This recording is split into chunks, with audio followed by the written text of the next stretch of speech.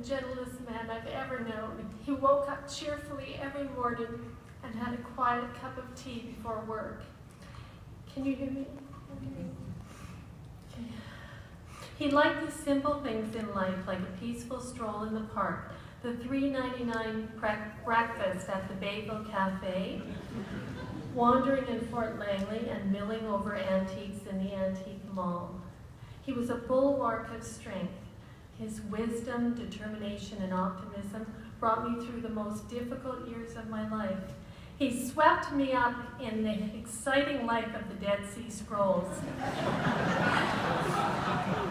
He explained that the Dead Sea Scrolls clearly demonstrated that our Bibles are accurate and have not been changed by the early church, except for a few verses and phrases which have added clarity.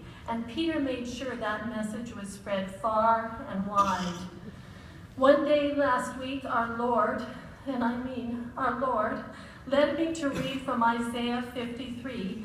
And when I reached verse 11, which is written on the back of your program, I noticed the footnote said, from the Dead Sea Scrolls. My eyes opened wide and I took a deep breath. Peter had explained before that before the discovery of the Isaiah scrolls at Qumran, which Peter edited and published, the verse had said, after the suffering of his soul, he will be satisfied. However, after my husband's amazing discovery in the great Isaiah scroll, the verse now reads, after the suffering of his soul, he will see the light of life and be satisfied. My husband used to say that now Easter Sunday bursts forth from that verse.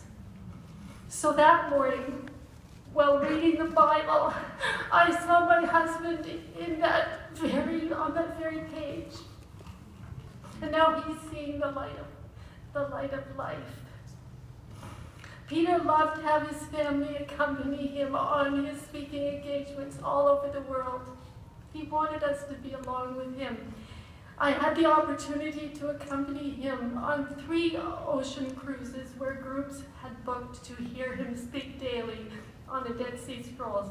One was organized by the Biblical Archaeology Society, and 2 by Trinity Western University Alumni Department. Our children and Peter's mother from South Africa joined us on 2 of these. Shortly before he passed on to glory, I accompanied Peter to a conference in Coeur d'Alene, Idaho, where he passionately presented on Daniel and the Dead Sea Scrolls. We were scheduled to travel again together to the Society of Biblical Literature conference in San Antonio this very weekend. Recently, while we were driving home from work, Peter gleefully exclaimed that he loved tinkering around in his office. One of my favorite memories of Peter is seeing him in his office at Seal Cap House, where he researched the Dead Sea Scrolls for 21 years. It is pictured on the front and back of your program. His office suited him. It was the oldest and most charming building on campus, nestled amidst the trees, overlooking the pond. At the end of each working day, I would drive over to Seal Cap. He waved from his window in the corner office, turned out the lights, closed the blinds, and came out to the car, happily greeting me, relating the best parts of his day and his future plans. I will miss Peter dearly and those tender moments our Lord gave us to share